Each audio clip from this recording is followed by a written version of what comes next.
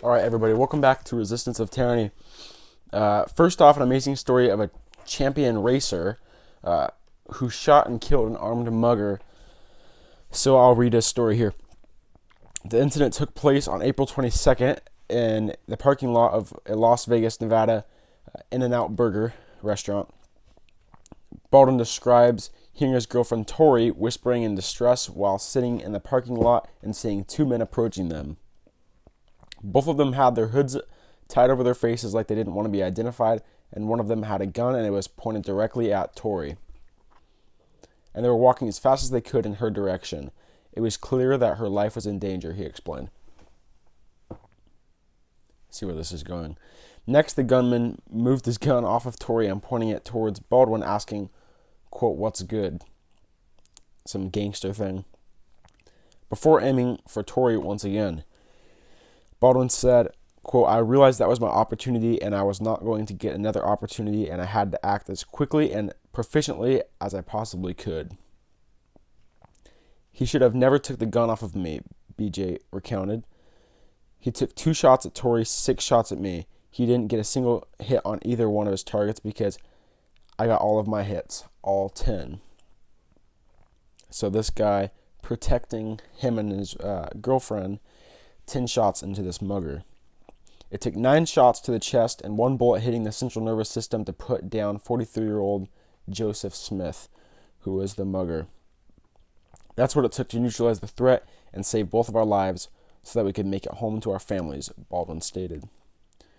BJ believes that if he wasn't armed that night, he and his girlfriend would both be dead, most likely. He also said, this is kind of the key part of the story, Joe Biden and Beto O'Rourke are totally comfortable with me and my girlfriend and I laying face down in the parking lot as long as it doesn't interfere with their gun control agenda, he noted.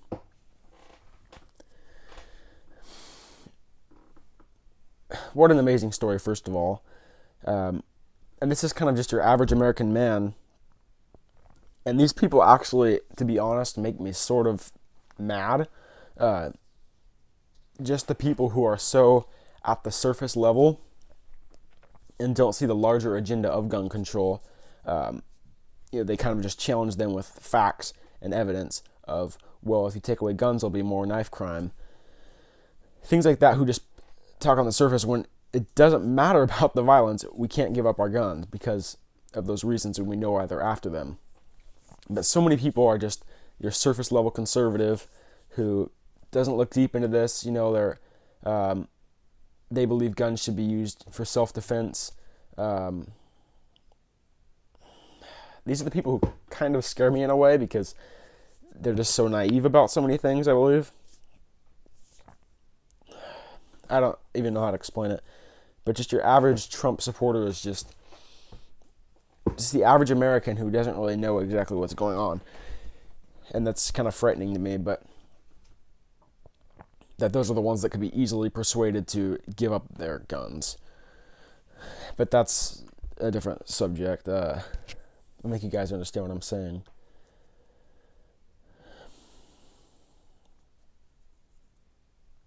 There's a completely different reason why they want your guns. Not for the safety of children at all. Sorry, the next thing. Donald Trump has ordered for governors to reopen places of worship, churches, mosques. What else? Churches, mosques. I'm not sure what else. He's saying that if the governors don't open up, he will override them. So he's getting very good advice to whoever's talking in his ear, that he does have the power to do that. And again, I've said this before, that's kind of you have certain administrations where you don't want all the power at the federal government because they can make so many decisions and override the states. Like if you have a certain administration, if Hillary got in office and she overrode all the states, it would be horrible. But then you get a good administration who can override the states. It's like you could win or lose. That's part of living in a democracy. Some good administrations, some bad.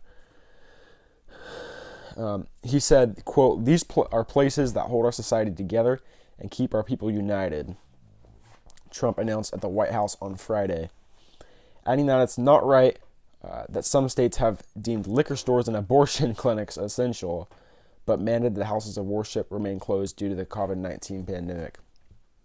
Again, if they wanted to start riots, they would shut off the liquor stores because people have to have that in their cigarettes, which is, people will lose it without that.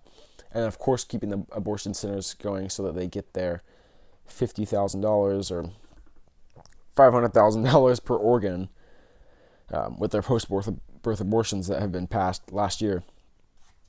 And continuing along with this depopulation agenda, making sure that they can eliminate as many babies in life as possible. Trump also said that any governor that has a problem with this can call the president, him, but will find no understanding. If the governors refuse to allow the houses of worship to reopen immediately, this very weekend I will override the governors, he said. And of course now they will be saying, and they are saying, that the deaths are going to spike because of this, even though everything else is open. It's all about turning you into a submissive state, getting you used to this. We deem what's essential, what's not essential. You are obsolete. The state has no use for you. See you guys tomorrow.